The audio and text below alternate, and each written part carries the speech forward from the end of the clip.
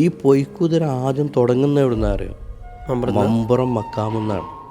ആ മക്കാമിൻ്റെ മുറ്റത്തുനിന്ന് പിന്നെ പൊയ്ക്കുതിര സംഘം എത്തി തങ്ങളുടെ മക്ബറയിൽ പോയി അവിടെ പിന്നെ കാണിക്ക വെച്ച് അവിടെ നിന്ന് സമ്മതം വാങ്ങിയിട്ട് ഈ കോഴിക്കളിയാട്ടത്തിൻ്റെ ഏറ്റവും പ്രധാനപ്പെട്ട ചടങ്ങ് എന്ന് പറഞ്ഞാൽ പൊയ്ക്കുതിരകളെ ഇട്ട് അവർ നൃത്തം ചെയ്ത് പോവുക എന്നുള്ളതാണ്. കളിയാട്ടക്കാവിലെ ഈ ഉത്സവത്തിന് ഡേറ്റ് അന്ന് കുറിച്ചു കൊടുത്ത് വർഷങ്ങൾക്ക് മുമ്പ് കുറിച്ചു കൊടുത്ത് തങ്ങളാണ്, തങ്ങളാണ്.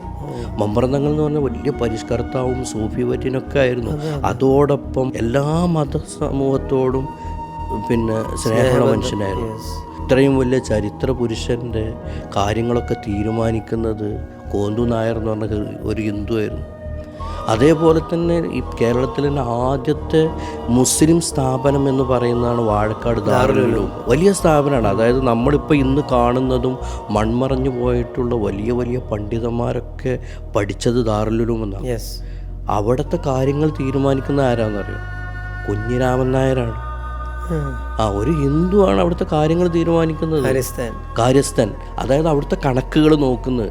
അതായത് കോടിക്കണക്കിന് രൂപയുടെ മുസ്ലിം സ്വത്തുക്കൾ വഖഫ് ഒരു അണ വ്യത്യാസമില്ലാതെ കൈകാര്യം ചെയ്യുന്നത് കുഞ്ഞിരാമൻ നായരാണ്. വഖഫ് നായർ എന്ന് പുള്ളിക്ക് പേര് വന്നത് അങ്ങനെയാണ്. അതായത് വഖഫിൻ്റെ കാര്യമൊക്കെ വളരെ കൃത്യമാണ്. കാരണം അന്ന് ഈ ദാറുൽ ഉലൂമിന് കോടിക്കണക്കിന് രൂപയുടെ വഖഫ് സ്വത്തുക്കളുണ്ട്. ഇതിൽ ഒരു അണ പോലും പോവാതെ എല്ലാം കൃത്യമായിട്ട് കൈകാര്യം ചെയ്യുന്ന കുഞ്ഞിരാമൻ നായർ. വേറൊരു അത്ഭുതം എന്താ അറിയോ? കുഞ്ഞിരാമൻ നായർ വഖഫ് നായർ എന്നറിയപ്പെടുന്ന കുഞ്ഞിരാമൻ നായർ അദ്ദേഹം ഒരു ക്ഷേത്രത്തിൻ്റെ വൈസ് പ്രസിഡൻ്റാണ്.